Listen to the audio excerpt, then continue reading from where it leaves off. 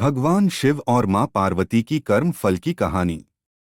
एक बार मां पार्वती ने भगवान शिव से पूछा कि प्रभु, पृथ्वी लोक पर ऐसा क्यों होता है कि जो पहले से ही अपने प्रारब्ध से दुखी है उन्हें और ज्यादा दुख मिलता है, और जो सुख में है उन्हें और सुख प्राप्त हो रहा है।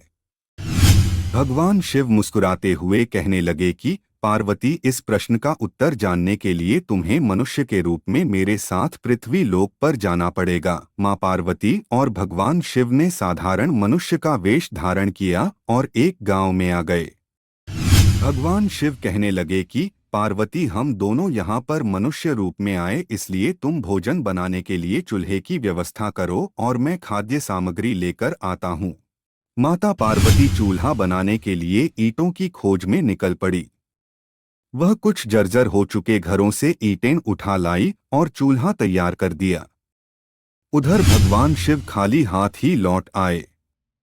माता पार्वती ने पूछा, प्रभु, आप तो कुछ लाए ही नहीं, ऐसे में भोजन कैसे बनेगा? भगवान शिव कहने लगे कि पहले तुम बताओ कि चूल्हे के लिए ईंटें तुम कहाँ से लेकर आई।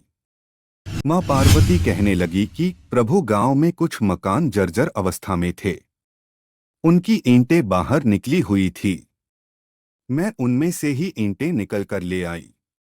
भगवान शिव ने पूछा, पार्वती, जो मकान पहले से ही जर्जर अवस्था में थे, तुमने उनकी ही ईंटें क्यों निकाली, जबकि तुम उन घरों से भी तो ईंटें निकाल सकती थी जो बढ़िया तरीके से बने थे। मां पार्वती कहने लगी कि प्रभु, जो मकान सही थे उनकी देखभाल उचित तरीके से हो रही थी, इसलिए उनकी खूबसूरती बिगाड़ने का मेरा मन नहीं किया, जबकि जर्जर मकान की ईंटें तो पहले से ही इधर उधर निकल रही थी।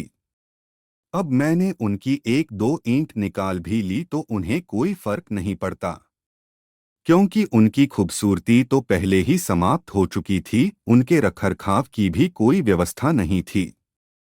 भगवान शिव बोले कि पार्वती, यह ही आपके प्रश्न का उत्तर है।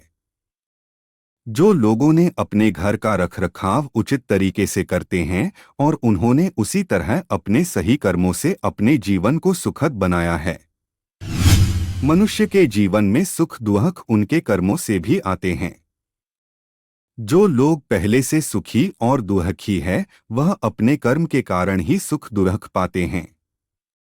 इसलिए हे पार्वती, मनुष्य को अपने शुभ कर्मों की ऐसी सुंदर इमारत खड़ी करनी चाहिए ताकि कोई उसकी एक ईंट को भी निकाल ना सके। वीडियो देखने के लिए आपका धन्यवाद। लाइक, शेयर और सब्सक्राइब करें।